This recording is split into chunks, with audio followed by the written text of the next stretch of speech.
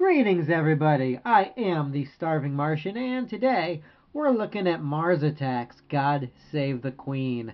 This is the sixth backup story of a five-part miniseries.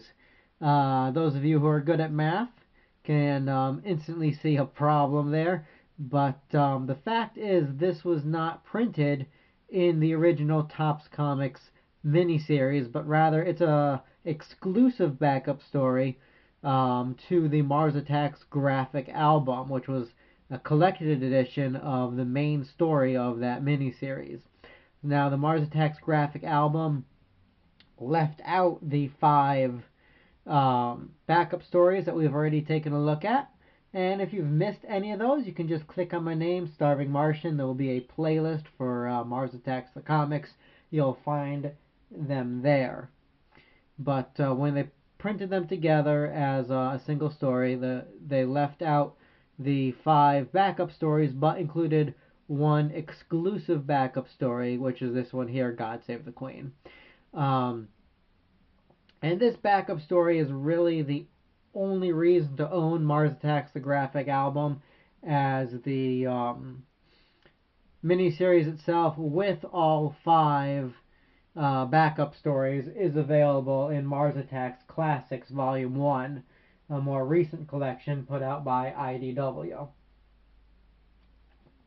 But this is the cover to that story, just like the comics themselves. It was on a flip style, so we'll pull back to see the entirety of the cover. And so there you see that great green Mars Attacks logo. And this is one of my favorite Mars Attacks pieces of artwork at all time. I think this is just stunning. It's a really nice image, well painted, classic Martian look going there, and you know, you got your Mars Attacks trope of the damsel in distress, although she's at least fighting back, and you know, it's just really nicely done, as opposed to the alternate cover. I've never been a huge fan of this guy's artwork. He does a terrible Venom too.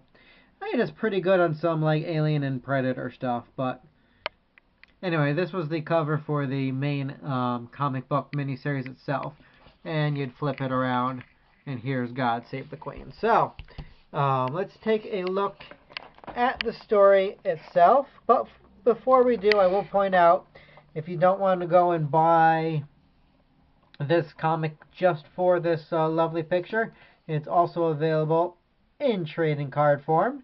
This is one of the cards from Mars Attacks Invasion, which we've reviewed as well. It's a nice reproduction, although I think the colors on the actual cover come off a little better.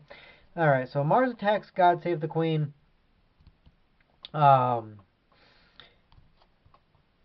It sort of assumes that you know the royal family of England from 1962.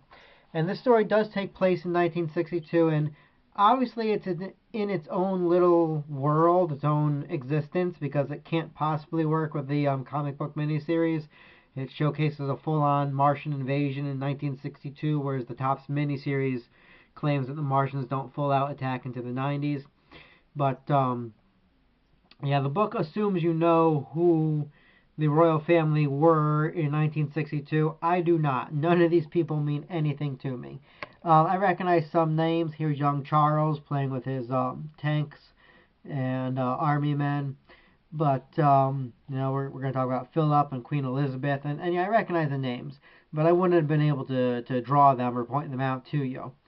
And, you know I have some fans, you know, some followers over in England. If you guys are watching, maybe you know more than me, but I'm not going to assume you do, because why would you? I mean, I don't know anything about American politics from 1962. Kennedy was president. I couldn't tell you anything about his family. No, all I know is that he wasn't really that good a president, but then he got assassinated, and we all have to pretend he's a saint now. Anywho, so I will say, though, I do appreciate, it would have been so easy to make all these royal characters like caricatures, you know, the way you see them depicted often, and they're not. They're just drawn as straight up people, and I do appreciate that.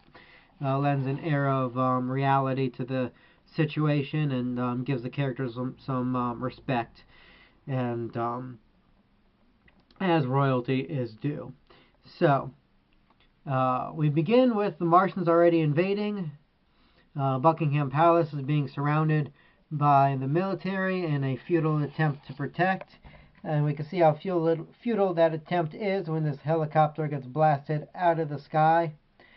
Fortunately, the Queen remembers a secret passageway that leads to a safe room. This passageway apparently was used during World War II to hide from the Nazis. And so they grab their flashlights and head through, making it away from the invasion. But there is no safety from Martians as they come burrowing through the ceiling. And there's our good friend the Martian poking in. Similar to what they did in one of the trading cards in the original series where they burst through the ceiling of Parliament. So we try throwing lamps at them. Lamps, not traditionally powerful weapons against alien enforcement. So the Martian crashes through.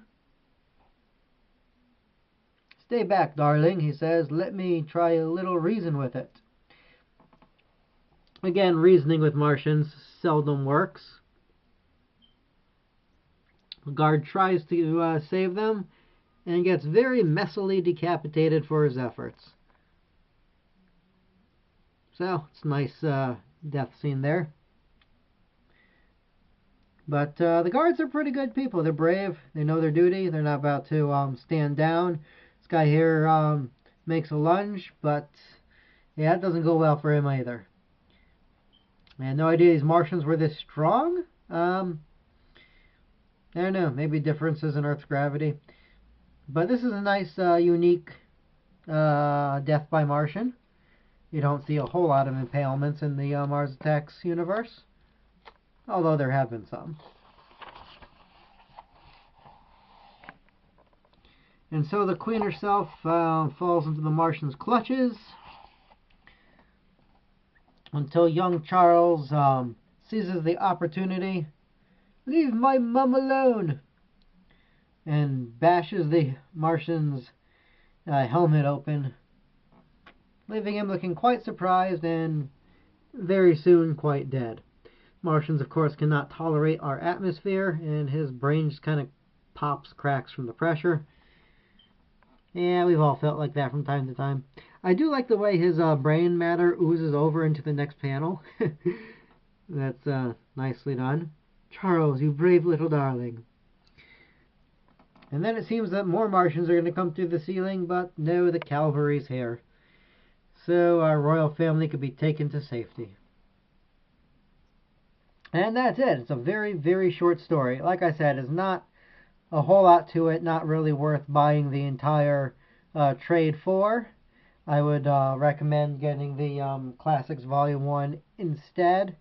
But if you're a completionist or you just happen to like this story, then go ahead, track it down. I believe it costs about 10 or 12 bucks online for this graphic novel.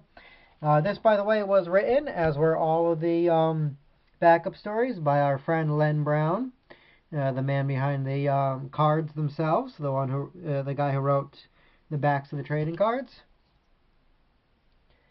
And that about does it for all of our backup stories, which means before long we will be getting into the Topps Comics miniseries proper. But until then, guys, this has been The Starving Martian. We'll catch you next time. Bye.